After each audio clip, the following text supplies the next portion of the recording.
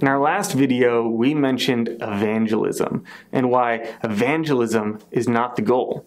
But if evangelism isn't the goal, then what is?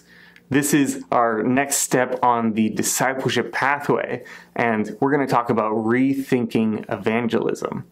And today, evangelism, we look at this word, and it's a word that's not actually found in the Bible. It's a word that has evolved from the word church in, I believe it's Greek, has evolved over the years to eventually mean sharing the gospel.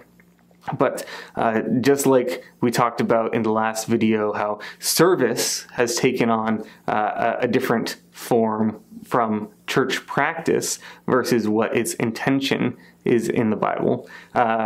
Evangelism is kind of the same thing. We've taken things from the Bible, and over time, culture has shifted kind of what evangelism is. And so we want to take a step back and say, okay, well, maybe some of these practices that we have been doing and calling evangelism are maybe not the best practices for today. They may have worked for a specific time, but now that we are a few decades displaced from when that was the main way of doing ministry, maybe that's not the best approach to doing ministry today. And so we want to, instead of evangelizing and doing things like inviting your friend to church so that the pastor can speak to them, or, hey, do you want to come over for a Bible study? Things like that, where it's very, very structured and forward focused on, hey, we're just going to place the gospel in front of you and let the rest kind of happen from there, very dependent on pastors and whatnot. And you know what? I did my job. I evangelized. I told them that I believed in Jesus and you should come to our Bible study. That's not exactly what we're going for in this season of the church. What we're going for is called gospel witness. And this is a fancy term to say, yeah, no, I'm a witness to how the gospel works. I have seen it in my life. I've seen it in the lives of my friends and family who are a part of a Christian church. And I believe that the gospel really does incredible things. And not only is it just telling, but actually before that, it's showing the gospel. And the conversation kind of comes up out of that. And so if you haven't seen the last video on blessed rhythms, I would go back and start there and then continue on to this video because this kind of builds off of that idea that we are going to continue to try to be in relationship and blessing our neighbor, and then conversation comes up out of that. Remember, story is the last S in blessed rhythms.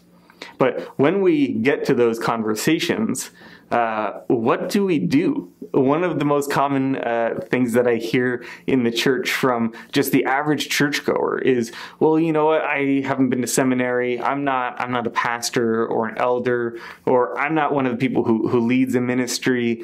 I just really don't know how to share about the gospel. And I would encourage you that your story is enough. Your testimony is enough, right? You don't need to have a seminary education. You don't need a master's degree or a doctorate to be able to share your story. And that's what's most important, because you can minister to people in your life in a way that no pastor or elder or other churchgoer ever can, because you are in a relationship with that person. And so as we are approaching these conversations, we want to talk about just these different levels of depth, what you can expect. And so the first level is casual conversation. Hey, how are you doing? Hey, weird weather that we're having. Hey, did you see the game on Thursday? Things like that. It's very surface level conversation, but it's an entry point. And then we move from casual conversation to meaningful conversation. Hey, I remember you said you took your son to the game on Sunday. How did he like it? Or hey, how is he doing in school? Or hey, I heard that you're going through a rough time right now. We talked about that. I remember that, and I want to be here for you through that, moving from casual to meaningful. It's not just that surface level hobbies and interests, but going deeper into how are you doing in life, and being able to have that back and forth and share in both directions what is meaningful to us. And then going from meaningful to spiritual conversations.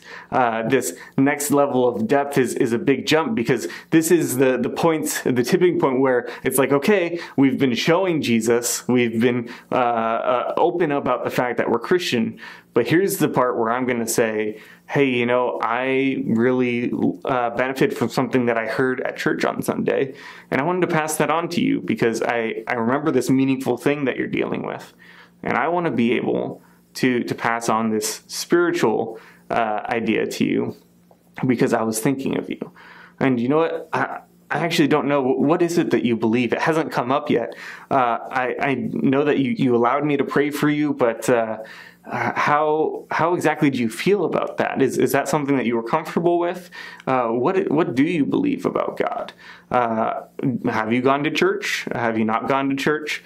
Things like that's now taking this step into a potentially vulnerable space, more vulnerable than just, hey, this is what I'm struggling with right now, but like, this is a big part of who I am, and everyone is asking these big questions of just trying to figure out who they are in life. Who am I? What do I care about? What do I believe? These can be really big and scary questions for a lot of people.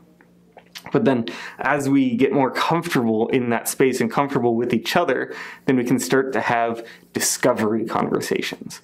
And this is where we'll introduce the idea of a discovery Bible study that we'll talk about in a later video. But it's then at that point saying, I have all these questions, and you said that you go to church.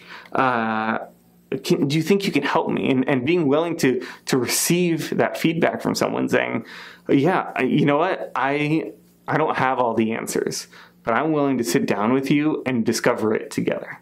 So that is the goal here, is to build these relationships and move our conversation from casual to meaningful, meaningful to spiritual, and spiritual to discovery. Not just because we want to present them with the gospel and move on, but because we've built these relationships and we genuinely care about these people and want to see them growing and thriving. So I hope that this step down the discipleship pathway was beneficial to you. Please continue to tune in for more.